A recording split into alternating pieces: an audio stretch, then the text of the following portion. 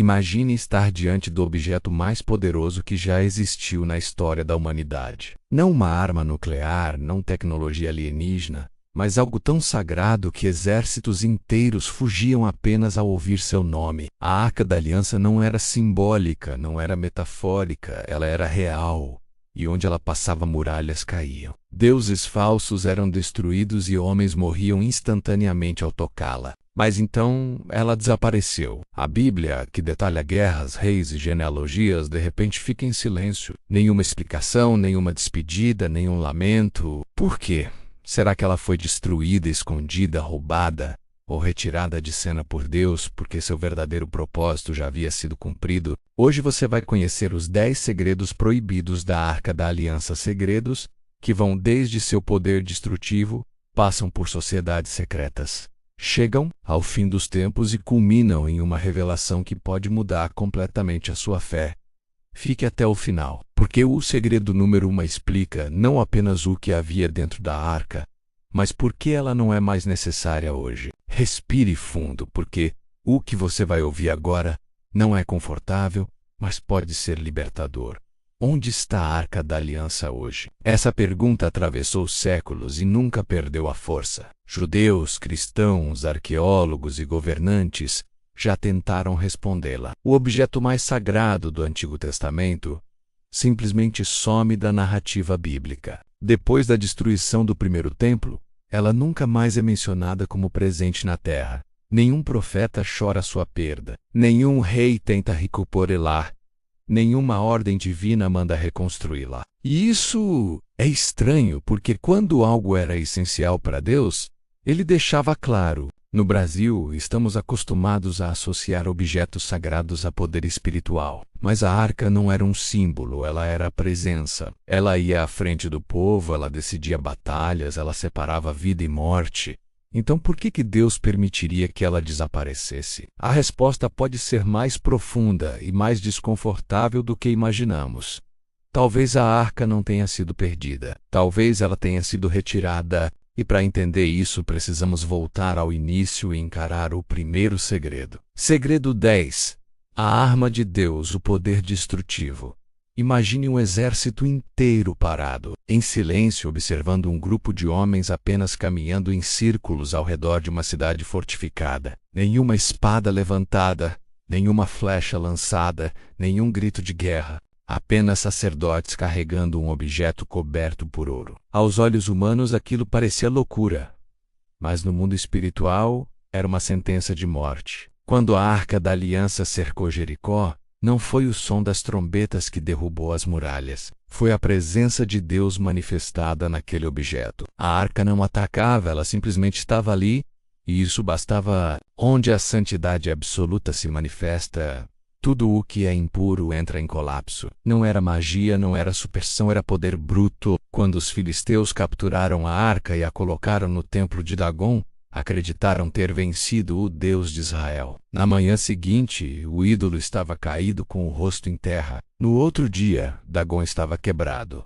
sem cabeça e sem mãos. A mensagem era clara: nenhum Deus fabricado por mãos humanas pode permanecer de pé diante da presença do Deus vivo. A arca não precisava ser ativada, manipulada ou controlada. Ela não obedecia ao homem. Ela representava um Deus que não se curva, não negocia e não divide sua glória. E o mais assustador é que esse poder não se voltava apenas contra inimigos externos. Ele também se manifestava contra o próprio povo quando havia irreverência. Uzá tocou na arca tentando ajudá-la, e não quer. Sua intenção parecia boa, mas sua atitude revelou algo perigoso. Ele tratou o sagrado como algo comum. O resultado foi morte instantânea. Isso nos confronta até hoje. No Brasil, aprendemos a cantar, a orar e a falar de Deus com intimidade. Mas muitas vezes esquecemos que intimidade não elimina reverência. A arca mostrava uma verdade dura e inegociável. A presença de Deus não pode ser domesticada.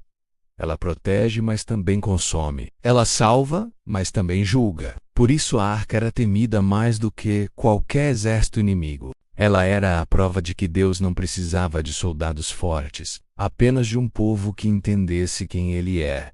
E talvez seja exatamente por isso que esse poder não podia permanecer disponível para sempre. Porque o ser humano sempre tenta transformar o sagrado em ferramenta. E a arca jamais foi uma arma nas mãos do homem. Ela sempre foi o lembrete de que o homem está nas mãos de Deus. Segredo 9. O que realmente estava dentro da arca. Quando pensamos na Arca da Aliança, quase sempre imaginamos seu exterior coberto de ouro, os querubins com asas estendidas e o brilho sobrenatural que a cercava, mas o verdadeiro impacto da arca não estava fora, estava dentro. A Bíblia revela que 3 objetos foram colocados ali por ordem divina: as tábuas da lei, o vaso com o maná e a vara de Arão que floresceu, e cada um deles carrega um significado muito mais profundo e perturbador do que normalmente se prega. As tábuas da lei representavam a vontade perfeita de Deus, mas também carregavam uma ironia dolorosa, porque eram a prova de uma aliança que o próprio povo havia quebrado. Moisés desceu do monte com as primeiras tábuas e as encontrou diante de um povo em idolatria. A lei dentro da arca não simbolizava apenas obediência, mas também culpa. O maná era o pão que desceu do céu,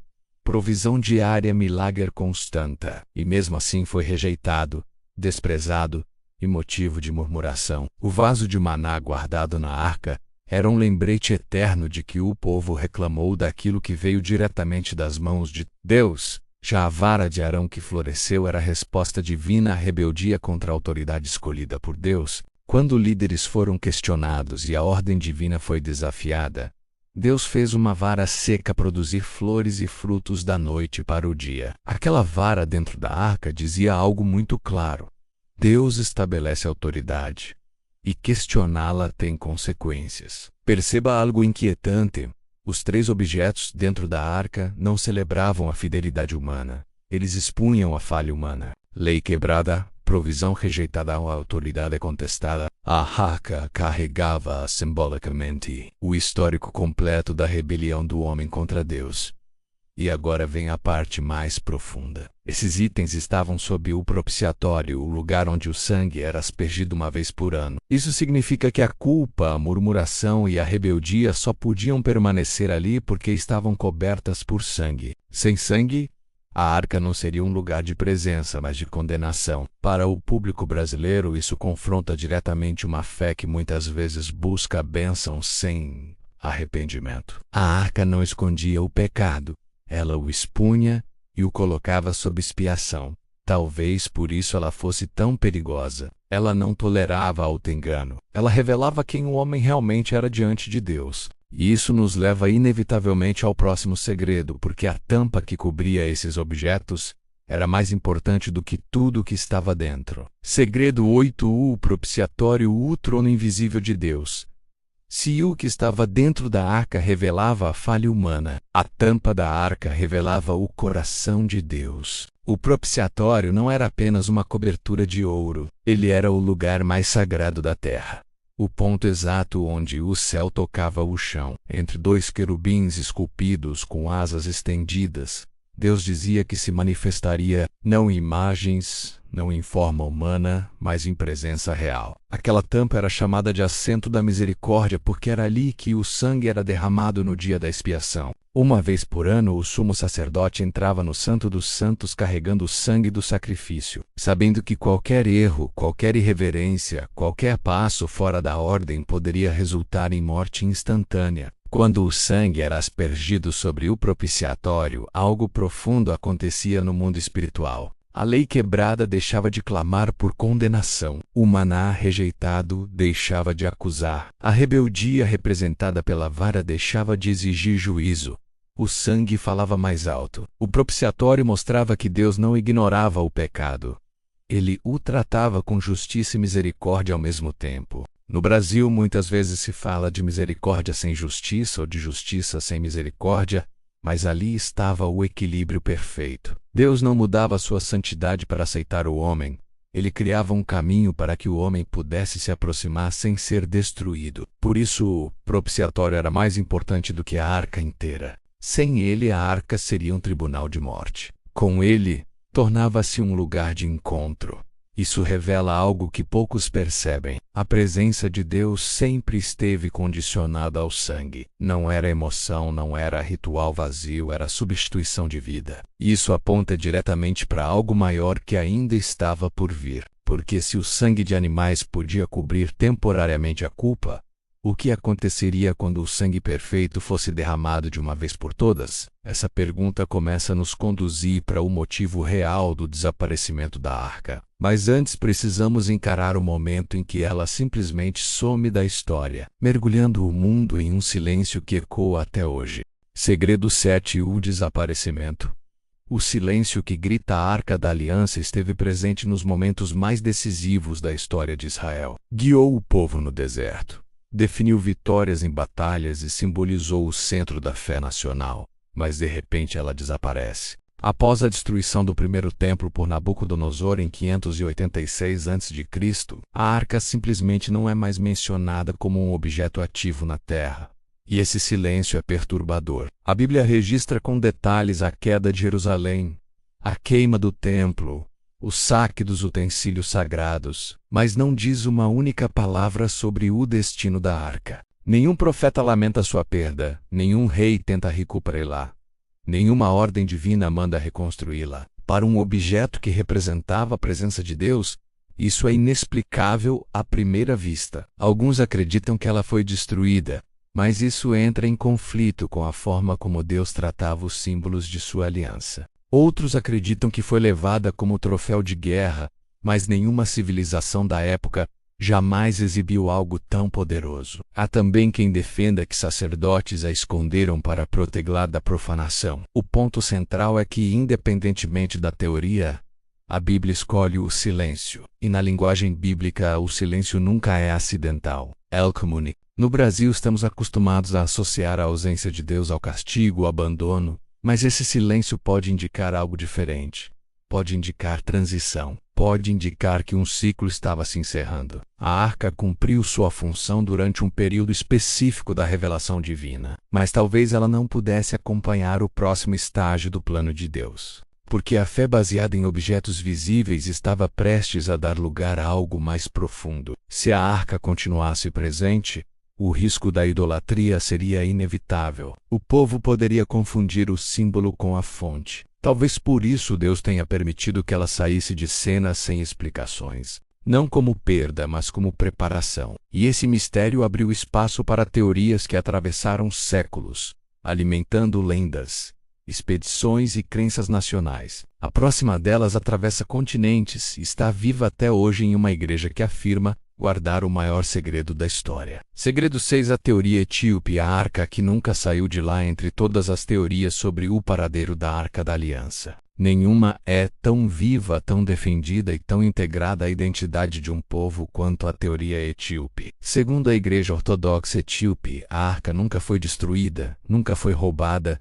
e nunca deixou de existir. Ela estaria guardada até hoje na cidade de Oxum, dentro da igreja de Santa Maria de Sião. Para eles, isso não é lenda, é certeza absoluta. A tradição afirma que a arca foi levada para a Etiópia por Menelik, e filho do rei Salomão, com a rainha de Sabá.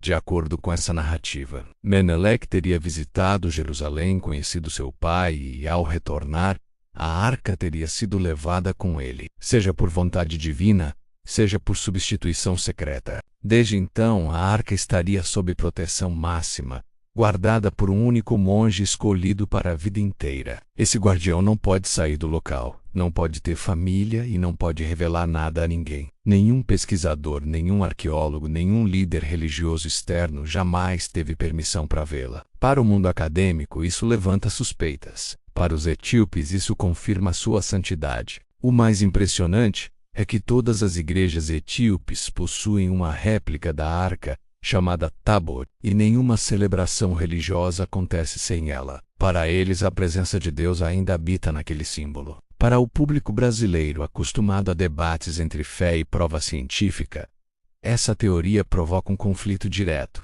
Se a arca realmente estivesse lá, por que Deus permitiria que ela permanecesse escondida por tanto tempo? E se não estiver, Por que uma nação inteira construiu sua fé em torno dessa convicção por séculos? A teoria etíope nos ensina algo poderoso, independentemente de ser verdadeiro ou não. O ser humano precisa de algo visível para ancorar sua fé. Mas quanto mais nos apegamos ao objeto, mais nos afastamos da essência. Talvez por isso Deus tenha permitido que nenhuma dessas teorias fosse confirmada, porque enquanto o foco estiver na localização da arca, poucos estarão preparados para encarar o que ela realmente apontava. E algumas teorias foram ainda mais longe, envolvendo cavaleiros, túneis secretos, e um dos grupos mais misteriosos da história cristã. 7 Segredos 5 Os Templários e o Tesouro Escondido de Jerusalém durante as Cruzadas. Um grupo de monges guerreiros surgiu com uma missão aparentemente simples: proteger peregrinos cristãos a caminho da Terra Santa.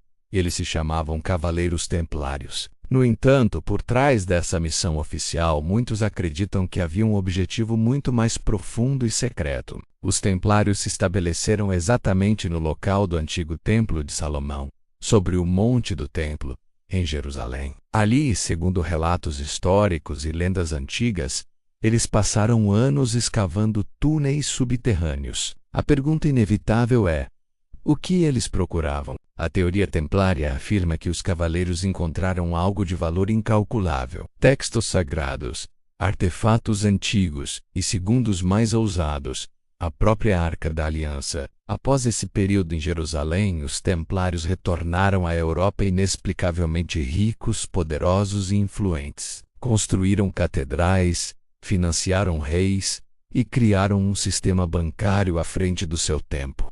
Para muitos, isso não foi coincidência. A arca teria deixado de ser apenas um objeto religioso e se tornado um símbolo de poder, conhecimento e autoridade espiritual. No imaginário popular brasileiro, essa teoria se mistura com filmes, livros e documentários, mas seu impacto vai além do entretenimento. Ela levanta uma questão inquietante: o que acontece quando homens acreditam controlar aquilo que representa a presença de Deus? O fim dos Templários foi tão rápido quanto sua ascensão. Acusados de heresia, idolatria e rituais secretos, foram perseguidos e destruídos.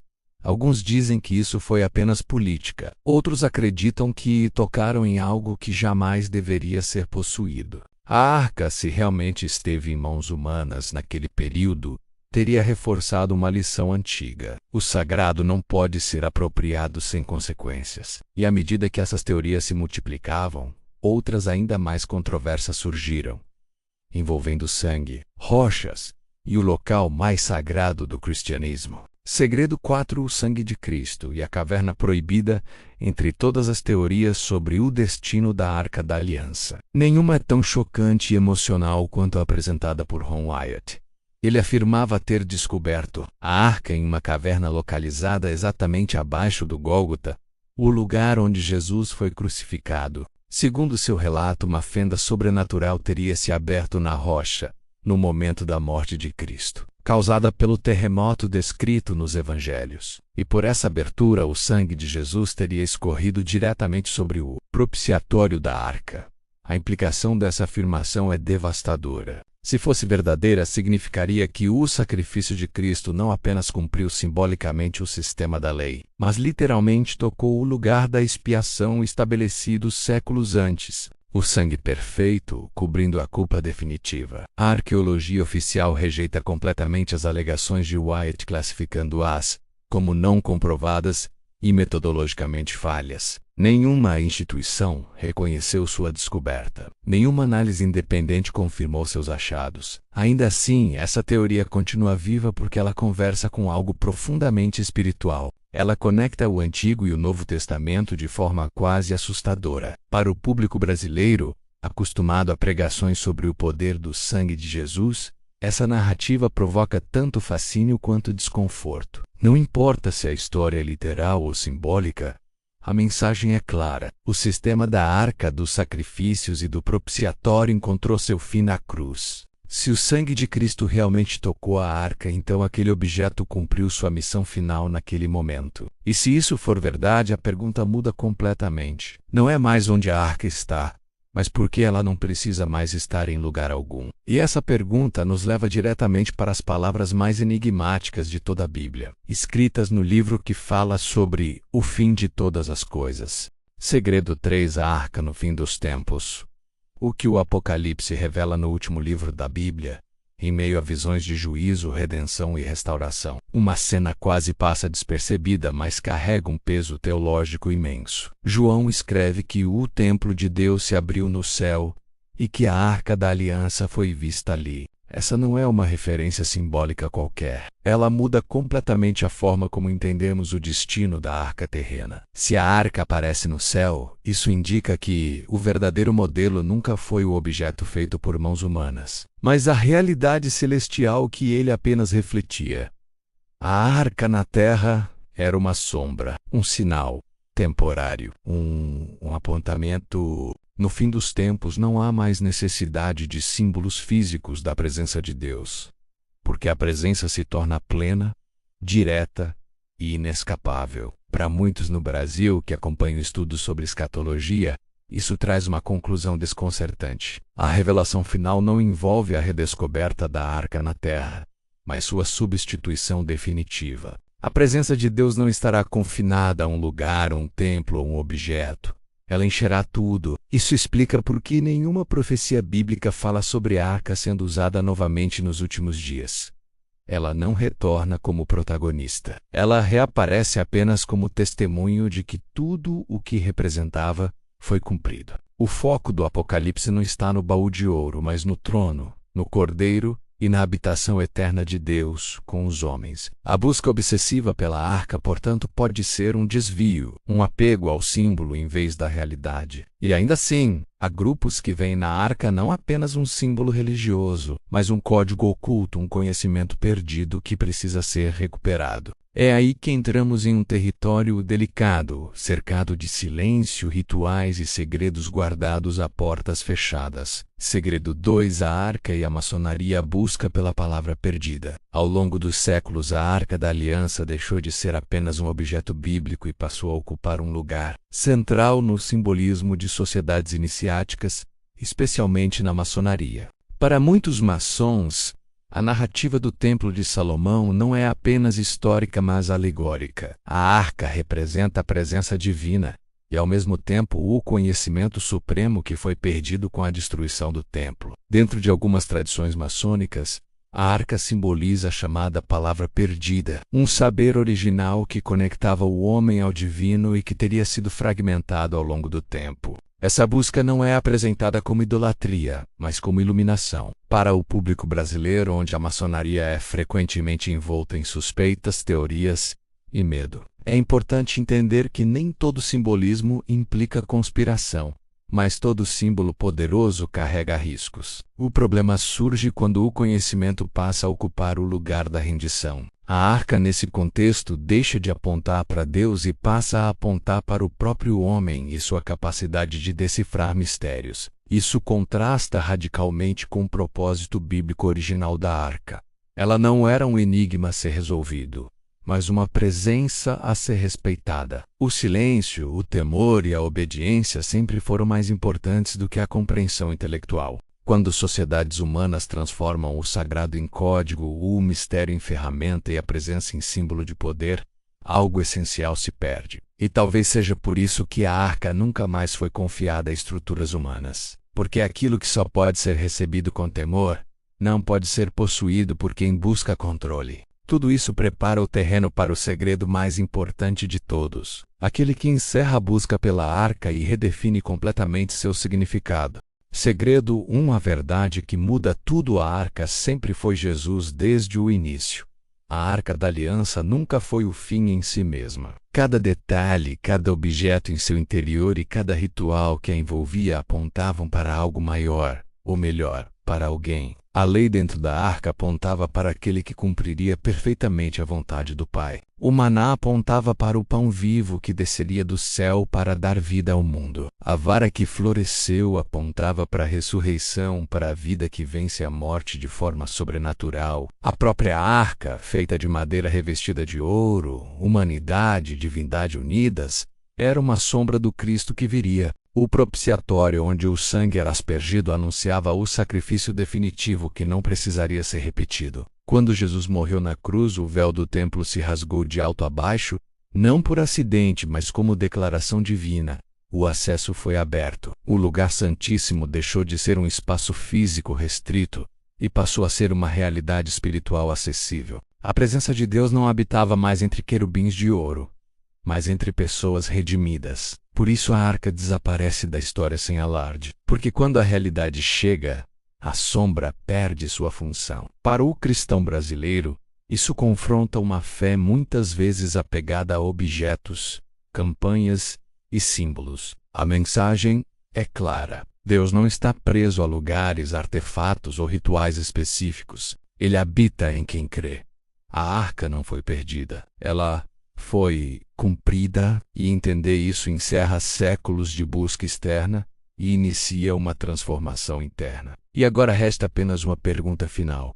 O que fazemos com essa revelação? A conclusão que confronta sua fé ao longo desta jornada: atravessamos batalhas, mistérios, teorias, símbolos e revelações que fascinam a mente humana há milênios. Falamos de poder destrutivo, de sangue, de silêncio divino, de sociedades secretas e de expectativas sobre o fim dos tempos. Mas no final de tudo, a pergunta mais importante não é onde está a Arca da Aliança.